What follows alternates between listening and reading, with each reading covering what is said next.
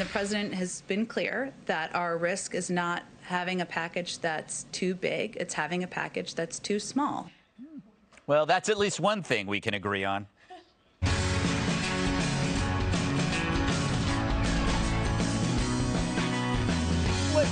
What do you expect? All right, good news, everyone. After 4 years of chaos and incompetence, the adults are back and in charge.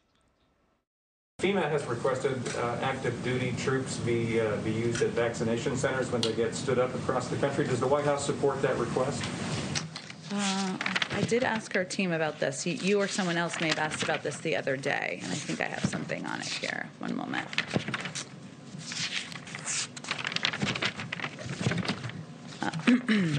Thanks for your patience. Lots to say about COVID, no doubt about it. Let's see. Let me talk to our team about it. I guess she's reading from the Biden playbook. And remember, she gets the questions in advance. I mean, you get the answer key and you still got no answers? That's like seeing an early airing of Jeopardy, then watching the repeat with your spouse without telling her, and she still beats you. But maybe Jen's tired of circling back. Happy to circle back with our team on that specific report. I will have to circle back on that one. I have to circle back with you on it. It's a good question. We'll circle back with you. But we'll circle back with you on this today. We will circle back. Certainly circle back. We'll circle back. Circle back. I'll circle back. I hate to disappoint you, but I will have to circle back with you on that as well. I often note I'm going to circle back. I hate to disappoint conservative Twitter, but I am going to circle back. You circle back that much, you're going to get dizzy and throw up. I saw that once with a lizard, but it turned out it was Mark Zuckerberg. I am not a lizard, but, you know, keep the high-quality comments coming in. Wow, Captain Sensitive. But it's true, the Dems seem to be chasing their tail, something they learned from Bill Clinton. Instead of COVID relief, they chase impeachment 2, the sequel. Rather than figure out solutions for the future, they plan paybacks for the past. And anything good that came from Trump must either be eliminated or mocked. Ask whether the president has made a decision on keeping the scope of Space Force. Wow, Space Force. It's the plane of today. It is an interesting question. I am happy to check with our Space Force point of contact. I'm not sure who that is. I will find out and see if we have any update on that. Hilarious answer, Jen. China found it especially a hoot as they plan to eat our lunch in space. Even the dumbest lib understands that he who controls space controls Earth. Anyone who saw the Jetsons knows this. But maybe they have other things on their minds, correct? President Clinton and President Obama made Canada this year. Can we expect the same thing from that was a very creative way of asking the first foreign trip question. I don't have anything to preview for you in terms of where the president will travel on his first foreign trip. I'm as eager as you all are. I love foreign travel. She loves foreign travel. She gets to use her brand new vacation hat. Remember when we were told that competency would return after Trump? Well, what kind of competency did they have in mind? The in-kind. Joe Biden just hired Susie Levine to run the agency that processes unemployment claims due to the shutdown. Thing is, Levine just fled a similar department in Washington State where they were bilked by over $600 million in fraudulent claims made by Nigerian scammers. Yeah, under her watch, her department was taken by the same crew who sent you misspelled, nonsensical emails begging you to wire money immediately to an account for their aunt who's stuck at the airport and needs a kidney. Yep, the emails you auto-delete, Levine took seriously, with 122,000 phony claims fulfilled. Now, maybe I'm wrong, but if I'm looking to hire someone, getting taken by Nigerian scammers might prevent you from getting your foot in the door, especially if your job entails not being cheated by Nigerian scammers. And the media doesn't even think it's news.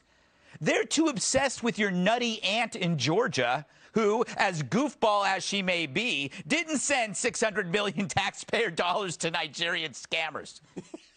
How do you think this incompetent was somehow deemed competent enough to get promoted to a national position? If you said by donating a pile of money to the Biden campaign, I'd say bingo. She gave $400 grand to the Biden campaign and other Democratic causes in 2019 and 2020. Who knows? Maybe she thought they were Nigerians in desperate need of unemployment benefits. You'd think somehow someone would ask Joe about this. I mean, does he even understand how jobs work? And now, President Biden on job creation. Look, man, we can get people back to work. We just got to come up with some new jobs. You don't think outside the hoagie. How about this? Door-to-door confetti salesman. Underwater accountant. Personal trainer for Brian Stelter. That's 10,000 new jobs right there. I'm serious, man.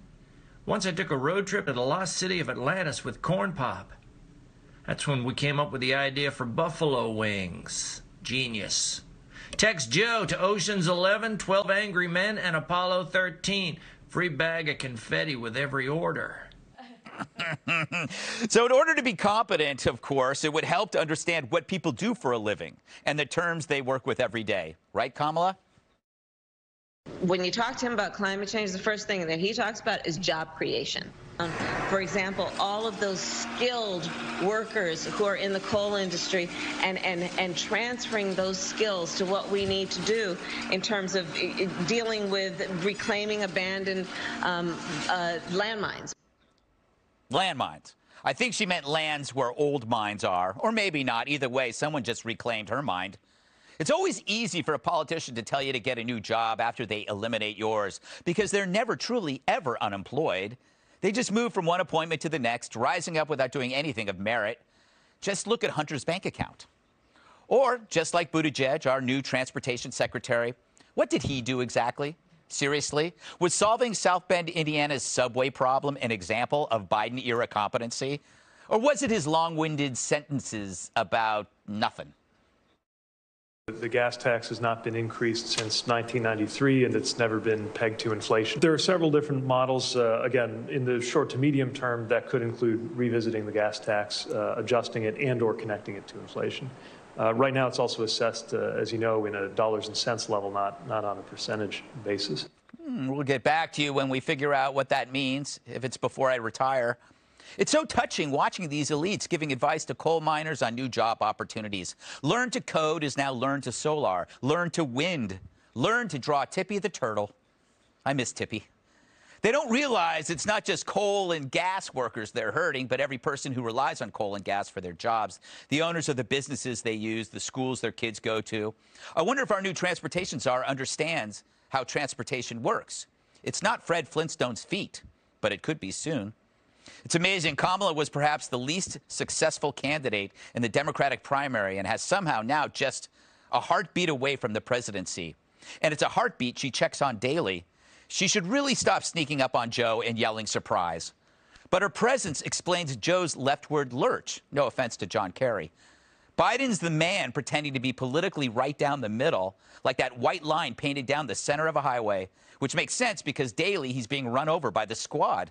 And every day, flat as a pancake, he's unaware of what just hit him. Sadly, we do. But as they say, elections have consequences. Not for them, but for us.